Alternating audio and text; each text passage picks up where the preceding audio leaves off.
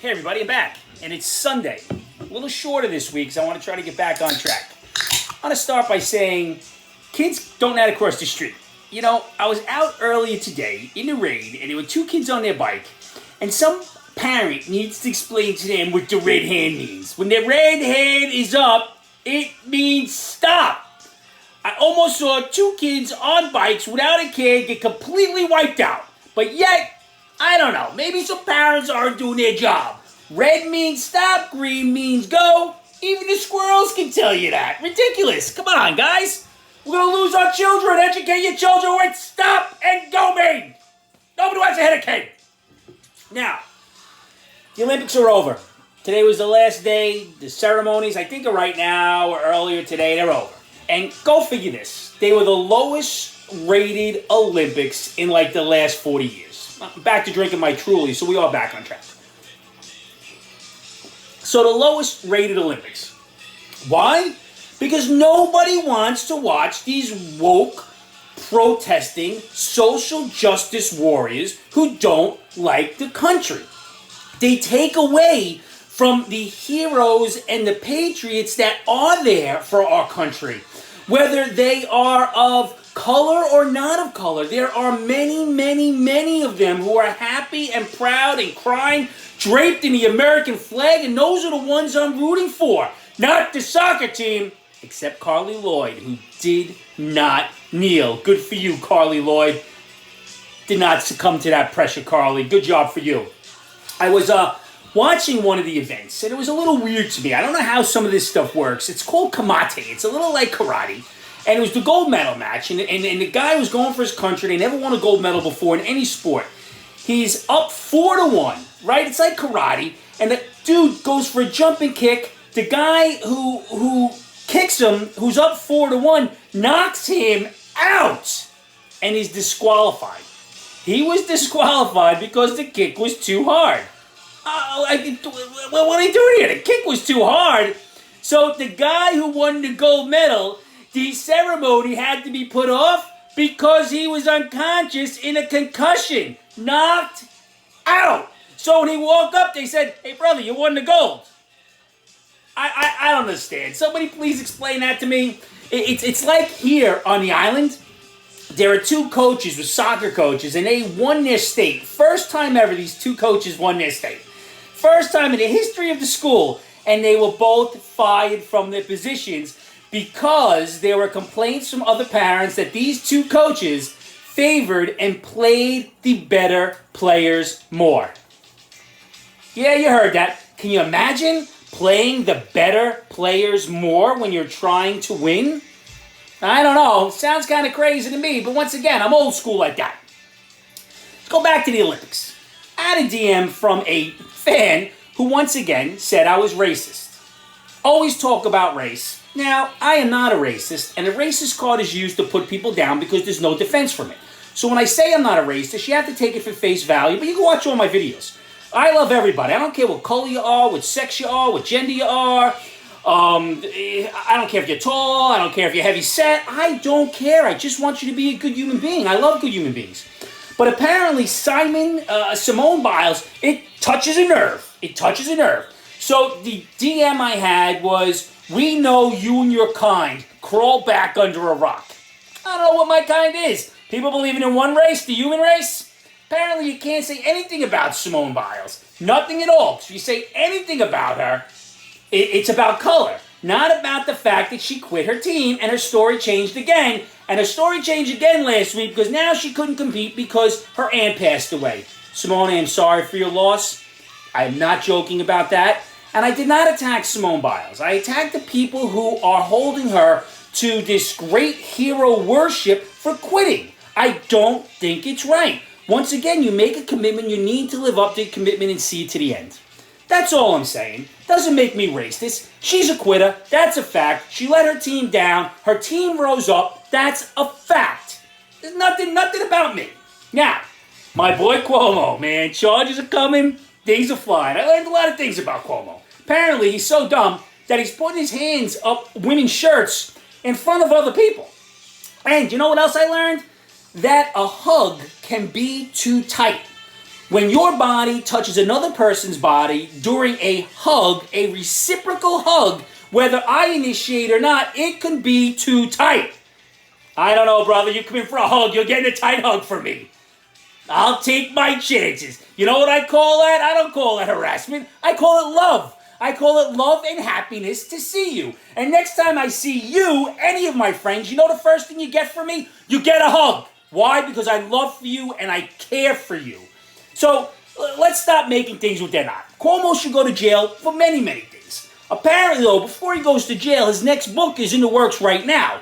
Murdering grandma to groping granddaughters and everything in between. Next book, he can do it all, tell you everything that needs to be done. Now, Lieutenant James. She is the AG in New York, and she said she believes all these women. I think she's gearing up for a VP run with Cuomo himself, the same way Kamala believed the women who accused Whispering Joe. Now, Whispering Joe, a whole nother case. Whispering Joe, I think, every time I hear him, I believe that his parents may have had every blue-collar job he could possibly have. They were teachers, they were truck drivers, they were ditch diggers, and it's always something like this. Hey, Joey, when I was young, I learned to respect, and you should respect. And Joey, when I was young, and Joey, when I drove a truck, and Joey, when I was digging ditches, Joey, when I was putting shingles on a roof. I mean, they did everything. His parents had more jobs than anybody in the world. They did everything, Whispering Joe. But you should take some solace to know that Joe said he's going to drive the first electric car ever made. When he starts driving again, I'm getting off the road. The guy shouldn't be anywhere near a car. His family needs to take away his keys, Whispering Joe. However, the good news for Whispering Joe is Whispering Joe is now the lead importer of the COVID virus down at the southern border. We are importing the COVID virus by the thousands. And you know what?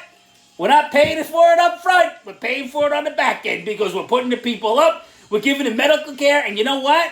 The people coming in can refuse the vaccine. They can refuse the vaccine. Be here illegally. We're paying for everything. However, if you're an American unvaccinated, you need to go to a leper colony. Unvaccinateds are like the leper of yesteryear. As I said, lock them up because that's the next step. Get rid of these unvaccinated because that's the only thing that your body that you're not in control of. You need to get it for everybody else.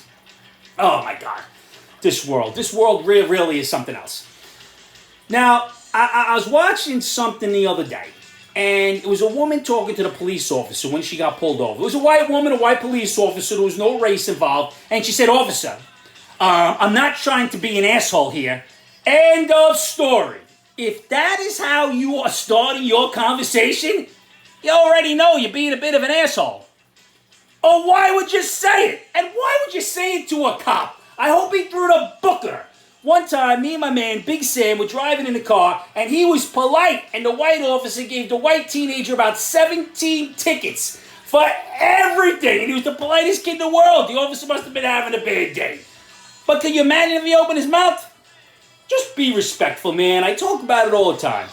Respect goes a long, long way in all walks of life. Squirrels finished camp last week. I asked one squirrel, "Hey, squirrel, what's the best part about camp?" And he goes, "It's over tomorrow. Now I can sit home and sleep all day." That's not what's going to happen. I have a feeling I'm going to be on the bottom of tier parents again. Now, I don't know if any of you other married human beings, men or women, have this interaction with your spouse. My wife always asks me questions. Whenever I say no, it's always a repetitive question I'm going to say no to. So, for example, I was down in the basement today for about 45 minutes doing my rehab. I come upstairs and there's a jar on the counter. She said, "Do you know where this jar came from?" I said, "No." "You didn't put this jar here?" I said, "No." She goes, "Do you know what was in the jar?" I said, "No." So she said, "You have no idea what was in this jar, where it came from?" Once again, my answer was no. Somebody never told my wife no means no. Except men are supposed to know the answer to that all the time. Maybe every answer that's no, I should just tell my wife, "I have a headache." It'll work out much better for everybody. Imagine that. Now, another thing I read the other day, I was reading a little article, and the article was it was actually not an article, it was a woman on YouTube, I'm sorry. And it was, why do average-looking men think they could date me? Let's go back to, I'm not starting this conversation by being an asshole, because, hey, that's what you are. First of all, you're still single. And second of all, you're barely average looking yourself. A little, I'm glad you have some great esteem for yourself, but I don't know, man. Can you imagine? She's curious why she's single, but also wants to know why average men think they can date her. I'm an average man. I outkicked my coverage twice. I did it. Twice. I don't know how. Now, and listen, Kathy Griffin has lung cancer. Now, I think Kathy Griffin is a detestable, horrible, disgusting human being. But I wouldn't wish cancer in any form on anyone. If you think it's karma and you're happy that this woman has cancer, you need to reevaluate your life and your values, because you're beyond stupid. You're a hateful, disgusting human being, worse than she is. I wish she recovers. She has the right to be stupid, hateful, disgusting, whatever. Let's not wish anybody to die. Not cool, man. Now, hopefully you guys heard this story. There was a passenger duct tape on a plane, and the flight attendant who was attending it said, you know what? Sometimes we have to attend a good old ass whooping. I loved it. Taped the guy, he was belligerent, he was drunk, needed a good old duct taping. God bless that attendant. Sometimes they need to administer the ass whipping. Now, what do I got here? Oh, okay. The Angry Mac. I recently confessed to a lifelong friend of mine that I had an affair with one of the husbands in our group. I felt overwhelming guilt about it, and I needed to tell somebody. Her immediate response was, please assure me you're not going to go after my husband. What should I do? Well, one, let's evaluate. What does the husband look like? Have you changed your life? Or are you going to lie to this woman? Tell her no and move on. Come on. How dumb is that? How dumb is that? Now, lastly, I'm going to end on this. I've been listening to this commercial on the radio for quite some time, and you know what? It starts off by saying, are you over 50 and a little porky? Do you have some heart problems and high blood pressure? Because if you're looking for some term life insurance, call Big Lou. How many of you are running to the phone right now to see what Big Lou's number is? Over 50, porky, high blood pressure, maybe some heart problems. I think that's all my friends. I'm already there, brother. Listen, glad to be back this week on a shorter basis. I hope some of you find this funny still. I'm still entertaining myself as I laugh every week. Find somebody you love. Tell him you love him, because tomorrow isn't guaranteed. And what we have is our words and our actions. Be a decent human being, and let's just everybody get along and treat everybody with respect. Even stupid people.